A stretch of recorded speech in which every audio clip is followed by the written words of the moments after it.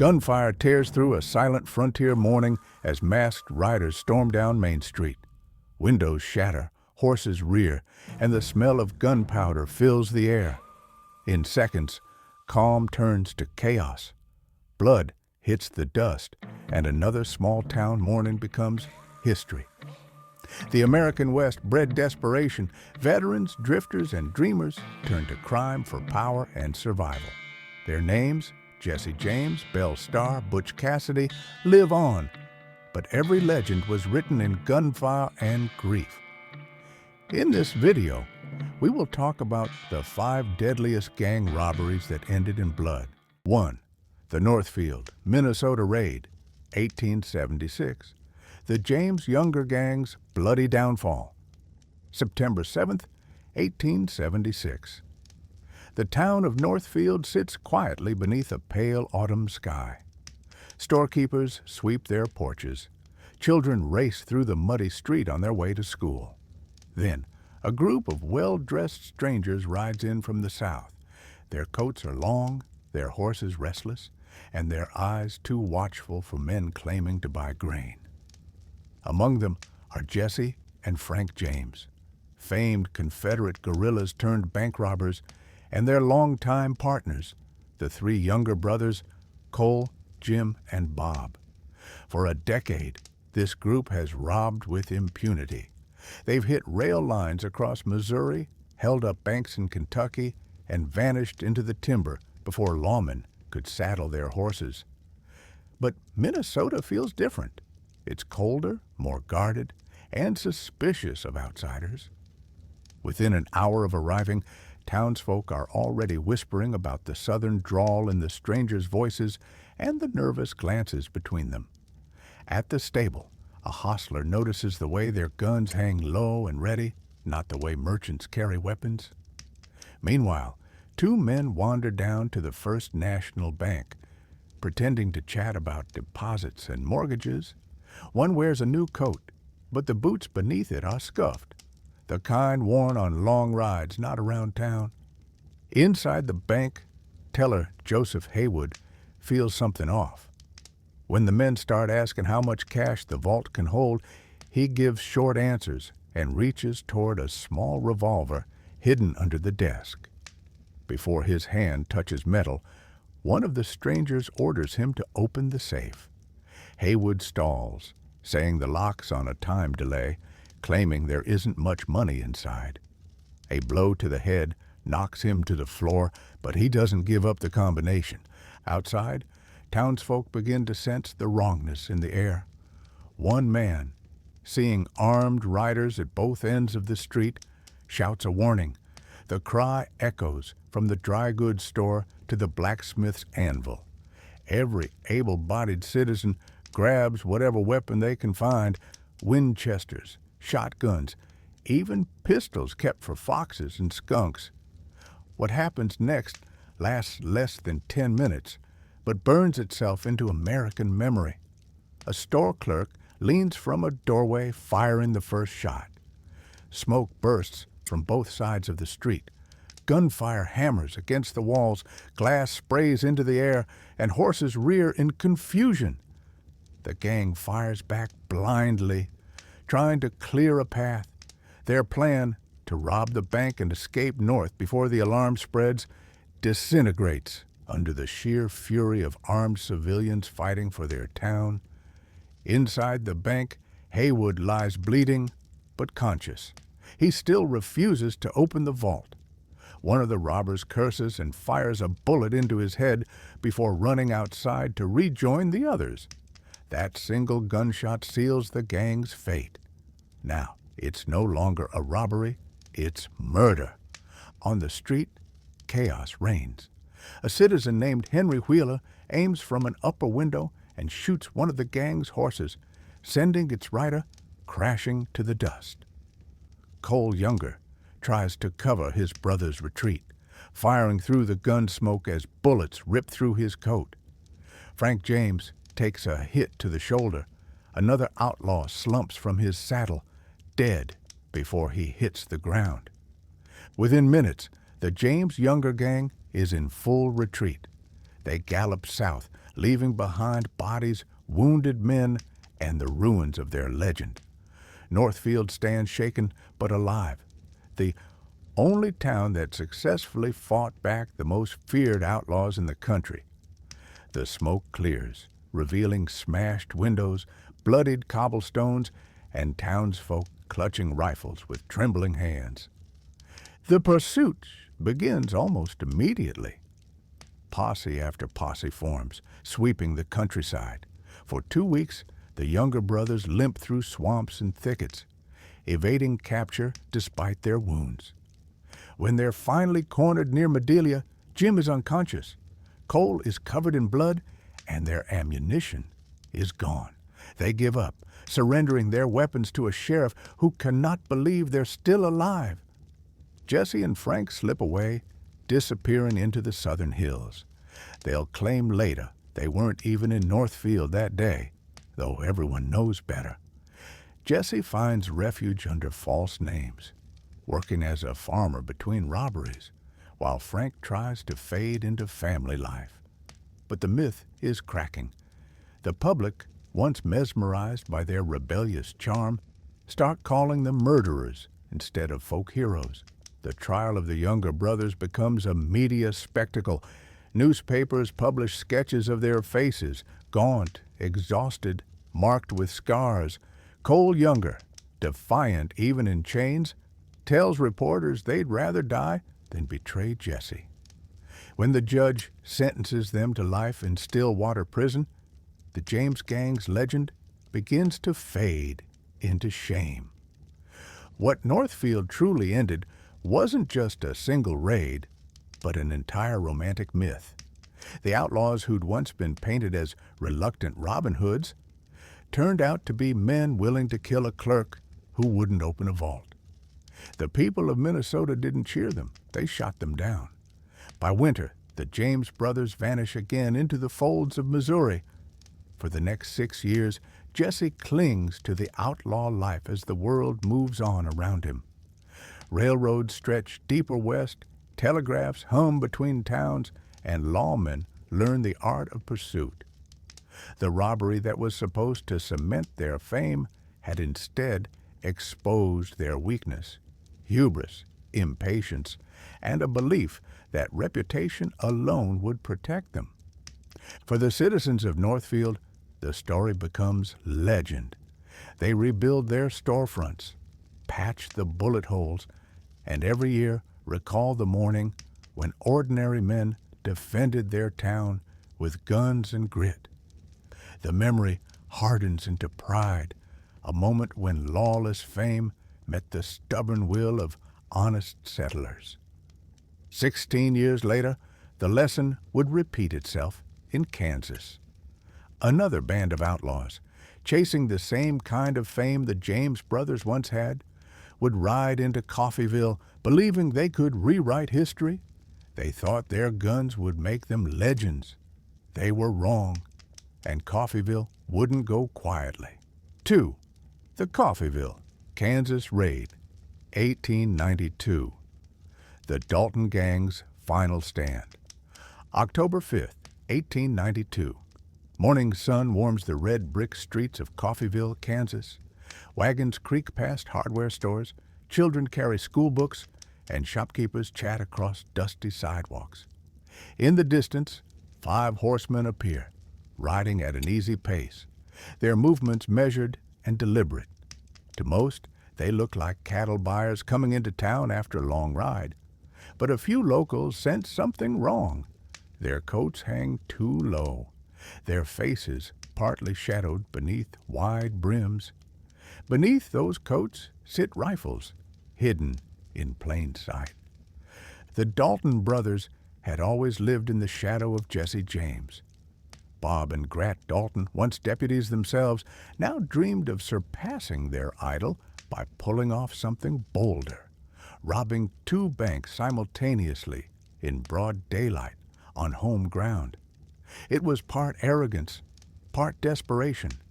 The gang had been on the run too long, bouncing between Missouri, California, and Indian territory. Their pockets were empty, their names wanted in half the frontier. This was supposed to be their masterpiece, the job that would settle debts, buy freedom, and carve their legend into Western history. As the riders split into two groups, people begin to focus on the details. One woman whispers to her husband that the man on the lead horse looks like Bob Dalton himself. A store clerk glances from his window and freezes, realizing who these men really are. By the time the gang dismounts, word is spreading faster than horses can gallop. Some townsfolk hide, others grab rifles. The first team strides into the Condon Bank, revolvers drawn. "Hands up!" someone shouts, and the tellers freeze. Bob Dalton demands keys to the vault, waving his weapon toward the safe as Gret keeps watch at the door. In the second bank down the street, Bill Power and Dick Broadwell repeat the same script. A quick takeover, clerks herded to a corner, sacks filling with money. They think they have time. They don't. Outside, citizens position themselves along rooftops and alley walls. Marshal Charles Connolly gathers volunteers, arming them from hardware stores. Farmers, shopkeepers, even a blacksmith, all sworn in on the spot. Within minutes, Coffeyville transforms into a fortress. No official alarm rings, only shouts echoing across the square. The Dalton Gang had planned their timing to the second. The town had turned it into chaos within minutes. Bob notices shapes gathering outside the bank's windows and knows the element of surprise is gone. He curses under his breath. "We'll have to shoot our way out." Grat nods, stuffing the last of the bills into a saddlebag. The air outside tightens, every man waiting for the first shot to break. Then it happens. A window explodes, and bullets slice through the morning glare. For 5 minutes, downtown Coffeyville becomes a maelstrom. Heavy gun smoke drifts between buildings. The sharp crack of rifles mixes with the dull thud of revolvers. Grat Dalton drops to one knee behind a water trough, firing toward men in the hardware store doorway. Across the street, Bill Power takes a bullet through the head, collapsing in the dust. People shout orders. "Cover the alley! Keep down!" The street vanishes in a rolling cloud of smoke. Inside the Condon Bank, Bob shoves money into his coat and smashes a window with his revolver butt. He leaps through, taking cover behind a hitching post. His horse is gone, spooked by the noise. With no escape, he drags his wounded brother Emmett toward shelter. Behind barrels stacked near the general store, bullets chip splinters from the walls. Grat tries to reach them but tumbles forward, shot through the back. On the opposite side of town, Dick Broadwell attempts to mount up and ride out. He nearly makes it to the edge of Main Street before another round catches him square in the chest. He stays upright just long enough to clear the corner before falling lifeless into the road. Most of the townspeople don't even realize he's already dead. They keep firing, terrified that one of the outlaws might still be standing. Emmett Dalton, just 21, remains miraculously alive. He drags himself beside his brother's body, clutching his revolver uselessly. The money bags lie scattered, useless now, their coins spilling onto the dirt. Even as blood pours from his arm and hip, he tries to speak, something about surrender, but no one can hear him through the smoke. Another volley rings out, and his hat flips from his head. Somehow, he stops breathing only long enough to faint, not die. When the gunfire finally fades, only Emmett is left alive among the gang. The rest lie sprawled across the street amid smoke, broken glass, and crumpled bank papers. Grat, Bob, Bill, and Dick are gone. 4 men who believed they could outdo a legend. Citizens begin emerging from cover. Some approach with rifles still raised. Others kneel beside the fallen, stunned by what has played out before them. Marshal Connolly doesn't live to see the victory. He's found slumped behind a woodpile, shot while moving between positions. 4 townsmen die that morning: John Cloer, Lucius Baldwin, Charles Brown, and Connolly himself. Coffeyville wins, but the cost is steep. The main street looks like a battlefield. Wooden facades are riddled with holes, glass crunches underfoot, and wagon wheels lie splintered where bullets tore through them. Emmett Dalton somehow survives his wounds. Dragged from the street half-conscious, he spends the night under guard, drifting in and out of fever. When he finally recovers enough to speak, weeks later, he admits what everyone already knew. The gang had wanted fame. Bob believed if they pulled this off, newspapers would crown him the new Jesse James. He was right about the headlines, but not the glory. They called it the Coffeyville Massacre. The trial comes quickly. Kansas wants it done and over. Emmett stands before a judge wrapped in bandages, staring down life imprisonment. Reporters scribble notes about his youth, his quiet tone, his talk of regret. He tells them he never wanted anyone to die, that he thought they could get in and out before anyone noticed. Nobody believes him entirely, but everyone can see the boy buried under the legend. He's sentenced to life at Lansing Prison. Years later, he'll be pardoned and live to old age, carrying scars from 6 gunshot wounds as daily reminders of Coffeyville's fight. In the aftermath, the town becomes a symbol of ordinary resistance. Its citizens build a memorial where the gunfire once echoed, celebrating the day they turned the tables on frontier terror. Shopkeepers rebuild using the bullet-ridden bricks that survived the onslaught. Travelers passing through stop to see the graves of the Dalton brothers, reading epitaphs written by those they tried to rob. The names etched in stone serve as both warning and memory, proof that even the boldest outlaws could fall before common courage. The Coffeyville raid marks the end of spectacle banditry in the Old West. Gone were the days when gangs could storm a town at noon and walk away rich. The frontier was shrinking. The telegraph wires, railroads, and armed citizens made sure of it. For outlaws, the myth had died that day alongside the Daltons. Yet their brief, violent defiance left a scar on America's conscience, a reminder of how ambition curdled into tragedy. They wanted to eclipse Jesse James. Instead, they proved something different, that the age of daylight robberies had reached its bloody finish. Butch Cassidy would take note. His gang wouldn't charge in waving guns. They'd move with precision, discipline instead of chaos. The era of the reckless ride was ending, and a new breed of outlaws was learning to adapt. 3. The Winnemucca, Nevada robbery, 1900. Butch Cassidy's calculated mayhem. The Nevada desert is quiet, too quiet for what's about to happen.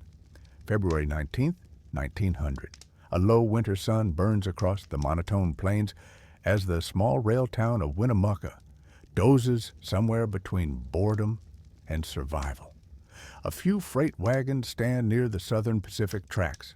A telegraph operator sips his morning coffee, and the town's modest bank, First National, sits calm behind a dusty storefront. Nobody realizes that 3 horsemen riding toward it carry the blueprint of a perfectly timed heist. They belong to Butch Cassidy's Wild Bunch, Harry Longabaugh, the Sundance Kid, and Harvey Logan, known as Kid Curry. By now, America has heard their names whispered in every saloon west of the Mississippi. Unlike the James and Dalton gangs before them, this crew doesn't charge through towns firing wildly. They plan. They rehearse. They move with military precision. Butch insists that every minute counts. Entry, extraction, escape. 10 minutes or die trying. The Wild Bunch had learned that the days of reckless glory were over. Coffeyville and Northfield proved that citizens now stood ready with rifles instead of fear. Their answer wasn't brute force. It was discipline. They studied train schedules, surveyed escape routes, and even rotated hideouts across 5 states. In Winnemucca, They aim to strike swift enough that the law wouldn't even know which direction to chase. Around noon, as most of the town heads home for dinner, the three riders dismount beside the red light saloon, only a few buildings away from the bank. They move easy, blending with the afternoon lull, but under their dusters lie Colt revolvers and fresh dynamite sticks wrapped in canvas. Butch's calm voice leads, "No unnecessary shooting." In and out clean. Inside, the bank's cashier greets them politely. He notices fine horses outside but says nothing until a revolver presses to his chest. Butch orders him to step away from the counter. Behind the desk, Sundance hauls open drawers, collecting bills. Kid Curry keeps position at the door, revolver drawn but steady. No shouting, no panic, just efficiency born of repetition. Then comes the twist. The cashier insists the vault's timer won't open yet. Butch doesn't argue. He nods. Sundance pulls the dynamite from his saddlebag, wraps the fuse carefully, and places it at the safe's base. The charge shakes the entire building when it blows. Plaster dust raining from the ceiling. The vault door swings back like an empty jaw. Across the street, a local merchant drops the ledger he was holding. The sound echoes through the street like thunder rising out of nowhere. By the time anyone steps outside, the bandits already load stacks of gold coins into saddlebags. Sparks catch on a curtain where the blast burned the frame, but the men ignore it. They move with frightening calm. A storekeeper yells for help. Sprinting toward the telegraph office, he bursts through the door to send a message to Battle Mountain, then stops cold. The lines are dead. Butch's boys cut them earlier that morning, using a set of telegraph pliers borrowed from a rail yard. Winnemucca is isolated, trapped in its own silence. The first response comes from a pair of cowhands who grab shotguns from their horses and fire down the street. Dust kicks up around Butch's boots as he swings into the saddle. Sundance returns fire, deliberate and low, forcing heads back behind barrels. Nobody falls, but the warning is clear: stay down or die trying to play hero. The precision unsettles everyone watching. These aren't wild marauders. They could have been soldiers. Within minutes, the gang gallops out of town, fanning across the desert toward Golconda. Behind them, Winnemucca's main street lies scattered with glass and smoke, but few bodies. Even the frightened cashier survives. The only hint of violence is the torn frame of a vault and a smell of burnt powder. The entire robbery takes less than 10 minutes. Sheriff Ignace Krall forms a posse within the hour, chasing tracks that vanish into endless sagebrush. Word travels slower than it should. Each telegraph station must send messages by courier before transmission resumes. By the time the network reconnects, the Wild Bunch is already days ahead, splitting their route across the Black Rock Desert toward Utah. For the law, the robbery becomes a humiliation. Papers call it the work of ghosts. Within weeks, the Pinkerton National Detective Agency adds new files to their swollen cabinets. Agents begin mapping the gang's movements with almost scientific obsession. Letters, witness sketches, coded reports. The net draws tighter, not by courage, but by communication. Inside the Wild Bunch, tensions start to surface. Kid Curry believes the Pinkertons are tracking someone close to them. Butch disagrees. He still believes in control, in smarter planning, cleaner routes, fewer witnesses. He tells the gang they'll shift focus to train robberies. They pay better, move faster, and carry no armed townsfolk. It's a practical decision born from paranoia. In Utah's Robber's Roost, the gang counts Winnemucca's spoils under starlight, thousands in gold certificates and coin. They sit quietly, too tired for celebration. Butch, smoking in the dark, mutters, "We didn't need a single death." It's his own justification. a moral line between thieves and killers. Yet everyone knows the truth. If that telegraph operator had sent his message, more blood would have spilled. Federal attention intensifies. Posters now pair Butch's easy grin with Sundance's narrowed eyes coast to coast.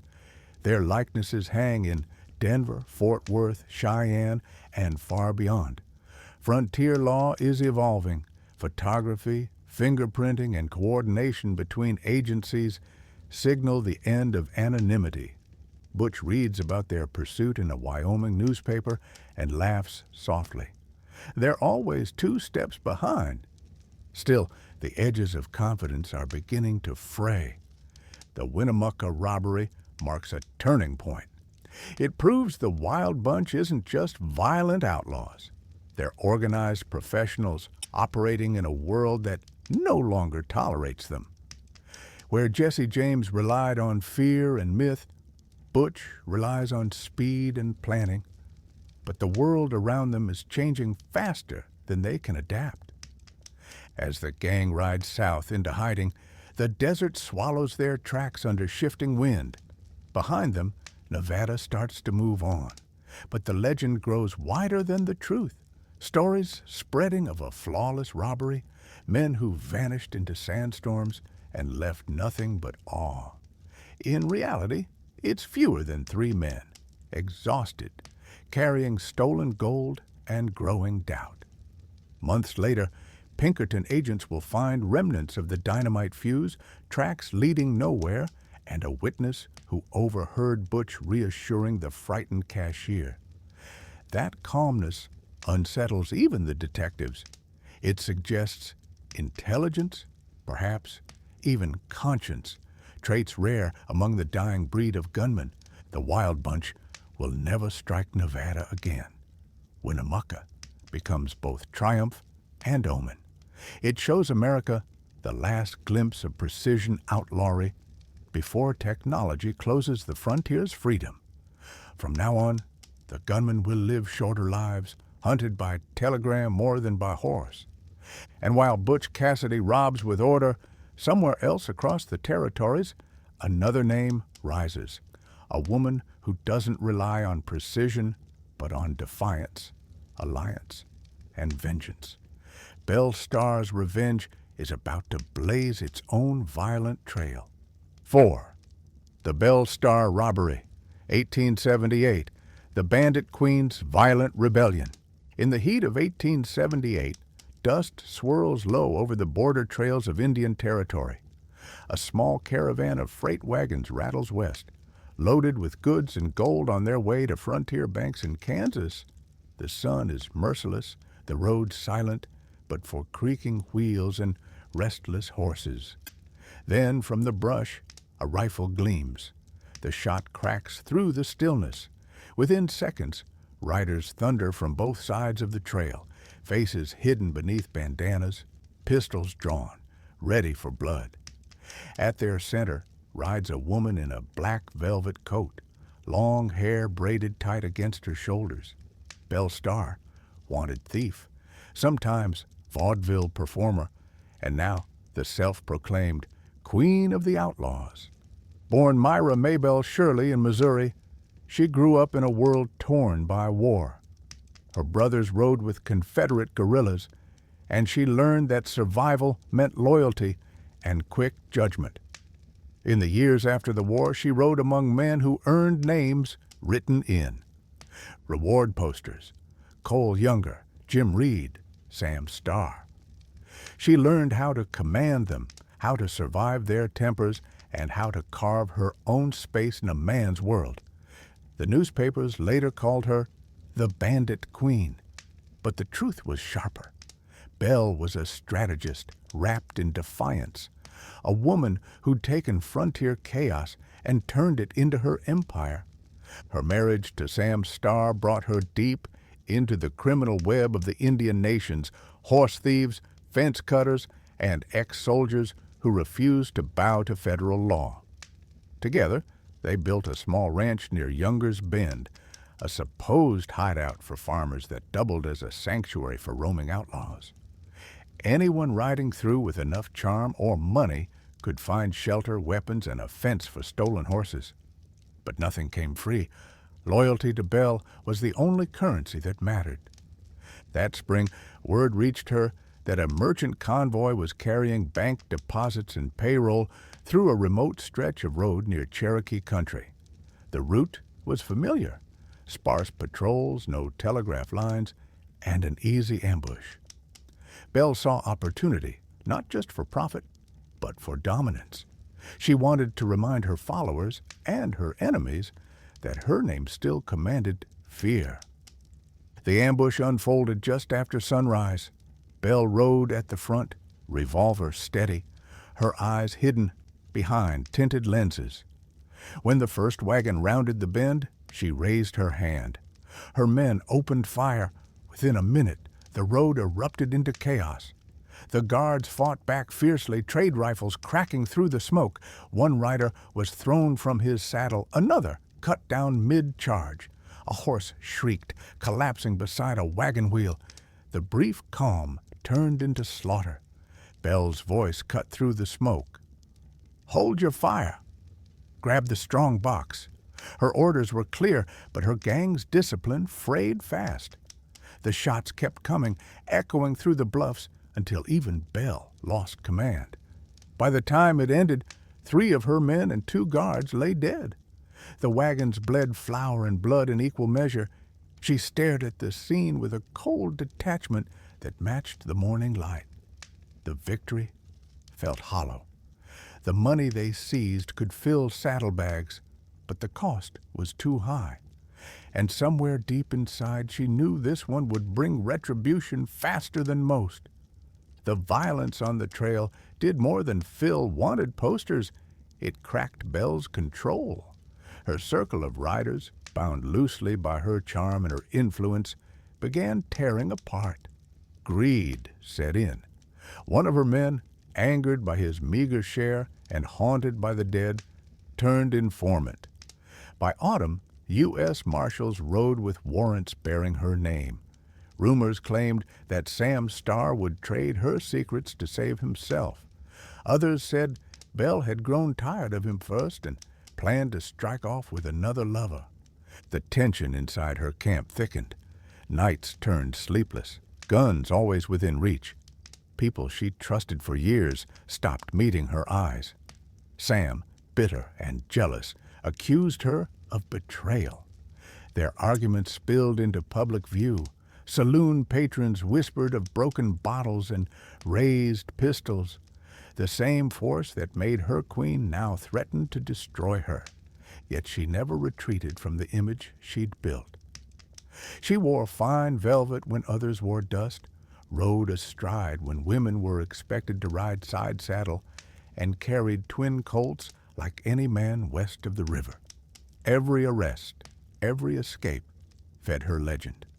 Her robberies, though never orchestrated with the precision of Butch Cassidy's later crimes, became symbols of defiance against a world that refused to see her as equal. The merchant ambush brought swift retaliation. Federal marshals traced the gold to fences near Fort Smith, and informants gave her name under oath. Belle stood trial again and again, dazzling the press with her wit and her stubborn grace. "I'll let you know when I'm guilty," she said once, smiling at reporters. Each acquittal tightened her hold over those who saw her as untouchable.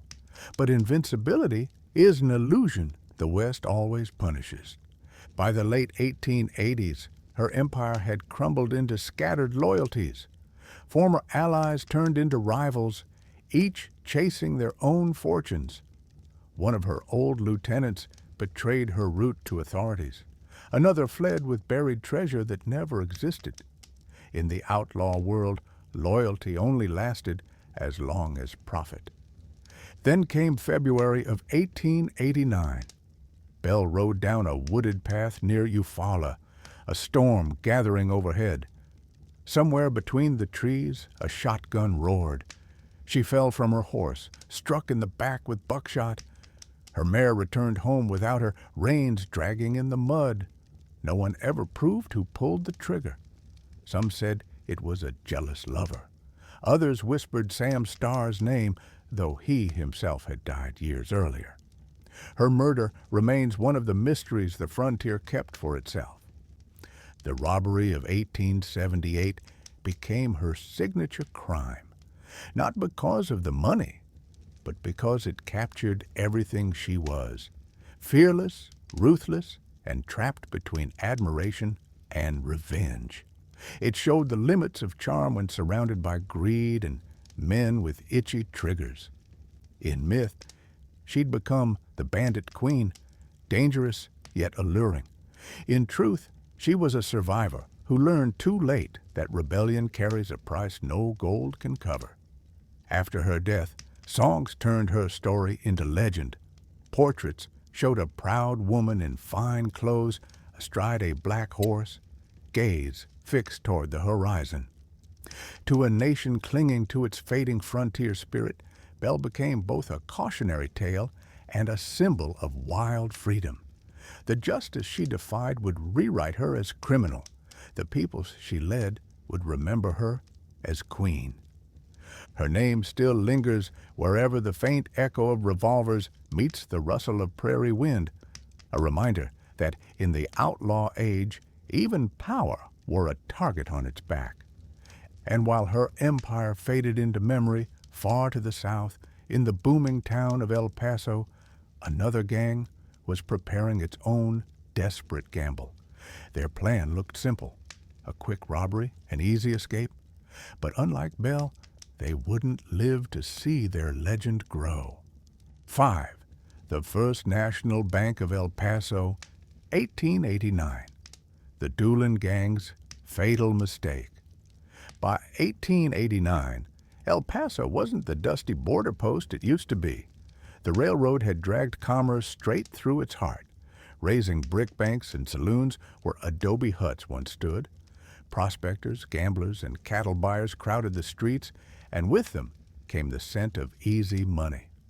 The frontier was changing, but men like Bill Doolin hadn't caught up to the fact that the old ways of outlawry were dying.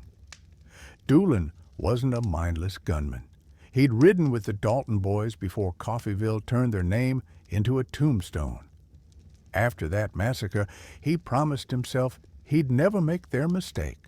Never rob where people might know his face, never strike without an exit, and never underestimate a frightened man with a rifle. But greed is louder than memory. When word reached him that El Paso's First National Bank was holding a fortune in fresh coin from the new mines, even caution began to sound like cowardice. The Dalton Gang rode in at mid-morning, 6 men in all, blending with the miners and ranch hands filling the street. The plan was simple: 2 inside, 4 covering the horses, in and out, before anyone knew what hit them. The town seemed relaxed enough, its sheriff supposedly at breakfast 2 streets over. But El Paso wasn't the kind of frontier town Doolin remembered. The railroad had changed everything. There were telephones, quick alarms, and deputies stationed closer than he realized. Inside the bank, the teller greeted them without suspicion until a revolver kissed his temple. "Hands up and don't be brave," Doolin barked. His voice echoed off the marble walls. The other customers froze. A clerk fumbled his spectacles and dropped them onto the floor, the only sound in the silence that followed. Doolin ordered the vault opened, keeping his eyes on the front door. Outside, horses stamped restlessly in the heat. For a moment, everything went exactly as planned. Then a woman screamed. A pedestrian across the street had seen the drawn gun through the window and ran shouting into the cafe nearby. Sheriff Jim Gillett, halfway through his eggs, was on his feet before his chair hit the floor. He grabbed his Colt and rifle, storming into the sunlight with bullets already chambered. The first gunshot shattered the front window. A deputy let loose from the boardwalk opposite the bank.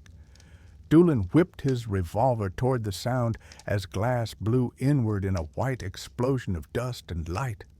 "Ride!" he shouted. His men burst from the doors, brandishing pistols, faces tight with panic. Civilians threw themselves behind wagons. The street turned to chaos. One outlaw, known only as Bitter Creek Dukem, fired wildly while trying to mount up, missing the sheriff but hitting a horse square in the chest. The animal crashed, squealing, and pinned him to the ground. Someone's bullet found his shoulder seconds later. Doolin fired back twice, retreating behind a watering trough, his coat torn by splinters. The air reeked of lead and smoke. Gillett advanced calmly, firing as he moved. Another lawman, Deputy Hughes, flanked from the livery. Between them, they trapped the gang in a crossfire that left no room for escape. One bandit threw down his gun and tried to run. He didn't make it halfway across the street before a round caught him in the thigh, sending him spinning into the dust. Doolin pulled him back behind a wagon, cursing under his breath. By now, more armed citizens joined the fight. Storekeepers leaned from second-story windows, rifles pressed against windowsills. A bullet clipped Doolin's hat. Another tore through his sleeve. The gang's horses reared, maddened by the noise and smell. Nobody in El Paso had ever seen a shootout of this scale before. In minutes, the street looked like a war zone. Broken harnesses, shattered barrels, and gun smoke rolling like fog through the bright Texas sun. Realizing they were outmatched, Doolin yelled for a retreat down the alley behind the telegraph office. Two of his riders followed, staggering through crates and stray chickens. The rest were too wounded to move. Gillett and Hughes pursued close, trading shots every few steps. The alley narrowed to a choke point, and the gang's luck finally broke. A round slammed into the wall beside Doolin's head, showering him with brick dust. He fired back reflexively, clipping Hughes in the leg. Then Gillett's rifle cracked, one clear final report that silenced the chase. Bitter Creek Newcomb collapsed face first in the dirt. The rest scattered. Those who survived would bleed out in the desert before dawn. Doolin managed to flee on foot, limping southeast into the arroyos. When night fell, El Paso's sheriffs found 4 dead men and one subdued outlaw muttering prayers between clenched teeth. News spread fast over telegraph wires that didn't exist back in Jesse James's time. Within an hour, marshals in Fort Worth were informed. Within a day, wanted posters carried the faces of Doolin's known associates to every border town. El Paso's brief gun duel was recorded in neat type across state newspapers by week's end, the ink barely dry before readers in Kansas, Colorado, even Chicago, devoured the tale. The captured outlaw, Charlie Pierce, admitted under interrogation that the gang thought El Paso would be slow, easy money. "We figured it was like Coffeyville 10 years back," he said bitterly. "Didn't know half the town had guns behind the counter." He confessed that Doolin warned against staying too long. They hadn't listened. Their plan, praised for care and timing, had unraveled under one civilian's scream. For the people of El Paso, it was proof that the age of impunity was over. The railroad and telegraph had knit the region into civilization's reach.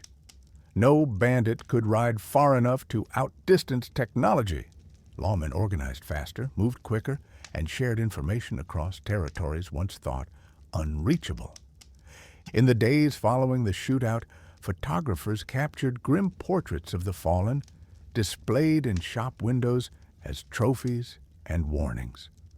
Locals returned to their routines, sweeping bullet casings off the sidewalks, tightening door locks that had never been used before. The bank reopened within the week. No one talked much about the gold. Most cared more about the bloodstains that wouldn't scrub from the stone steps. Doolin vanished into legend's half-shadow. Some said he made it into New Mexico, limping with a bandaged leg. Others swore he died from infection in a canyon hideout. What's certain is that he never robbed again in daylight. The massacre in El Paso ended his career, as surely as Coffeyville ended the the Daltons. From that point on, law and order weren't just catching up, they were winning. The First National Bank of El Paso robbery closed the chapter on open, reckless heists. It signaled that America's frontier had finally grown teeth sharp enough to bite back. From glory to graves, every gang had met its reckoning in lead and dust. What began as rebellion ended in organized pursuit, and in the blood-soaked silence that followed every gunshot, the outlaw age breathed its last. The gunfire has faded, but the legends remain. Across the old frontier, silent towns remember the fights that turned ambition into blood. Each gang believed they could outshoot time, yet every robbery ended the same, with lives lost and freedom buried beneath law and progress. The outlaw age didn't end with surrender, it ended with evolution. Telephones, railroads, and rifles ended what courage began. Today, only the dust remembers how much those dreams cost. The West wasn't conquered by heroes. It survived them. If you enjoyed this video, leave a like and subscribe to The Outlaw for more forgotten battles where history was written at gunpoint.